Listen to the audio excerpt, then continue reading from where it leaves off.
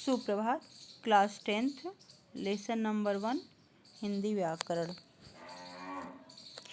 अब उपवाक्य जो हैं वो 3 प्रकार के होते हैं। पहला संज्ञा उपवाक्य, विशेषण उपवाक्य और क्रिया विशेषण उपवाक्य। सबसे पहले संज्ञा उपवाक्य। जो उपवाक्य प्रधान वाक्य की किसी संज्ञा या संज्ञा पदबंध के स्थान पर प्रयुक्त हो उसे संज्ञा उपवाक्य कहते हैं। जैसे राम ने कहा कि हम लड़ाई नहीं चाहते हैं। यहाँ हम लड़ाई नहीं चाहते हैं उपवाक्य है और राम ने कहा उपवाक्य के कर्म के रूप में प्रयुक्त है, अतः यह जो है संज्ञा उपवाक्य है। अब देखिए संज्ञा उपवाक्य को आप लोग कैसे पहचानेंगे। तो संज्ञा उपवाक्य को पहचानने का ये तरीका है कि सामान्य रूप से संज्ञा उपवाक्य कि से प्रारंभ होते हैं। पहचान क्या है संज्ञा उपवाक्य की? तो सामान्य रूप से संज्ञा उपवाक्य कि से प्रारंभ होते हैं। विशेषण उपवाक्य।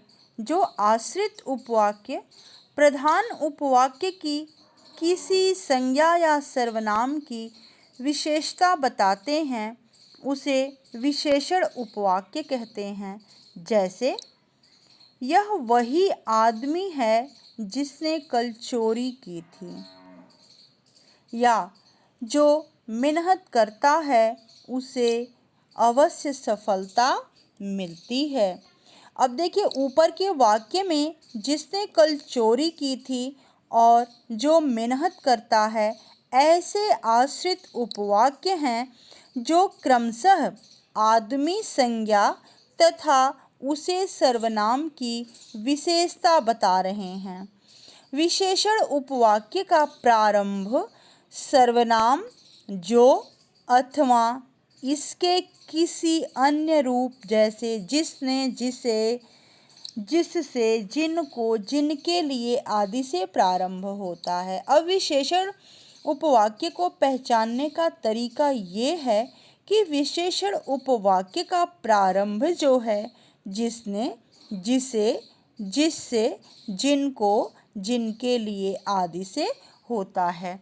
जो उपवाक्य को पहचानने का तरीका है वो तरीका आपको आना चाहिए। अगर वो 2-4 शब्द के नियम हैं उसको आप लोग जान लेंगे तो आपको उपवाक्य को पहचानने में किसी तरह की कोई परेशानी नहीं होगी। तीसरा है क्रिया विशेषण उपवाक्य।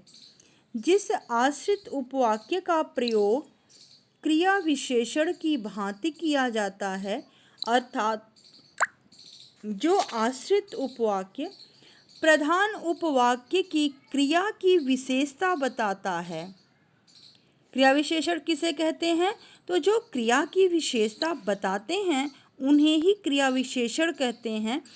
तो उसी अनुसार इसमें भी जो आश्रित उपवाक्य प्रधान उपवाक्य की क्रिया की विशेषता बताता है उसे क्रिया विशेषण उपवाक्य कहते हैं।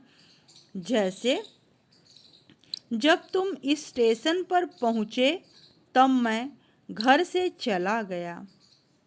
यदि बोलना नहीं आता तो चुप रहना चाहिए। अब इस वाक्य में चलना और चुप रहना समय और शर्त बता रहे हैं, अतः ये क्रिया विशेषण उपवाक्य हैं। क्रिया विशेषण उपवाक्य के 5 भेद होते हैं।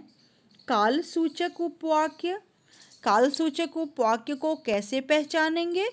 तो ज्यों ही जब आदि से प्रारंभ होने वाले वाक्य कालवाचक क्रिया विशेषण उपवाक्य होते हैं। दूसरा है स्थानवाचक उपवाक्य। स्थानवाचक उपवाक्य को पहचानने के लिए भी नियम है कि जहाँ, जिधर, जिस जगह आदि क्रिया विशेषण वाले उपवाक्य आश्रित उपवाक्य होते हैं। रीतिवाचक उपवाक्य जैसा, जिस तरह, जैसे आदि ये क्रिया विशेषण वाले उपवाक्य हैं। फिर है परिमाणवाचक उपवाक्य, जितना, जितनी, जैसे, जैसे आदि क्रिया विशेषण वाले उपवाक्य आश्रित उपवाक्य होते हैं। फिर है परिणाम अथवा हेतु सूचक उपवाक्य। यदि, यद्यपि, ताकि से प्रारंभ होने वाले उपवाक्य परिणाम अथवा हेतु सूचक उपवाक्य होते हैं। जब तक इसमें आप लोग प्रैक्टिस नहीं करेंगे, अभ्यास नहीं करेंगे, तब तक नहीं समझ पाएंगे और जो पहचान बताई गई है उनको ध्यान में रखना आवश्यक है। इसके साथ ही आप लोगों को इसमें से बहुत सारे एक्सरसाइज भेजे जाएंगे जिसको आप लोग सॉल्व करिएगा। धन्यवाद।